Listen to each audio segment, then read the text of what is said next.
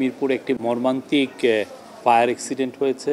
এই ঘটনায় সরাসরি চিফ অ্যাডভাইজার এখন রোমে আছেন, ওনাকে জানানো হয় এবং উনি সাথে সাথে যথোপযুক্ত কর্তৃপক্ষকে জানিয়েছেন যে এই ঘটনাকে তদন্ত করতে, এবং যারা মারা গেছেন তাদের মৃত্যুতে উনি শোক জানিয়েছেন।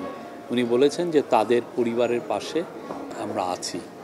আর সত্যিকার অর্থে এরকম কেমিক্যাল ফ্যাক্টরির যে বিস্ফোরণ, এটা বাংলাদেশে এর আগেও হয়েছে, কিন্তু আমরা এটা নিয়ে আমরা অনেক চেষ্টা করার পরও দেখা যাচ্ছে যে অনেকেই ইলিগালি এই সমস্ত ফ্যাক্টরি সেট আপ করেন, এবং সেক্ষেত্রে এটা এখন ইনভেস্টিগেট করে দেখা হচ্ছে যে তার লাইসেন্স ঠিক ছিল কিনা, এবং তার ফায়ার যে ফ্লেমেবল অবজেক্ট এর যারা বিজনেস করেন বা এই ধরনের গোডাউন বা কেমিক্যাল ফ্যাক্টরি করেন, তাদের বিষয়গুলো আসলে ফায়ারের যথোপযুক্ত আপনার ক্লিয়ারেন্স ছিল কিনা ফায়ার ডিপার্টমেন্টের, সেটা দেখা হচ্ছে।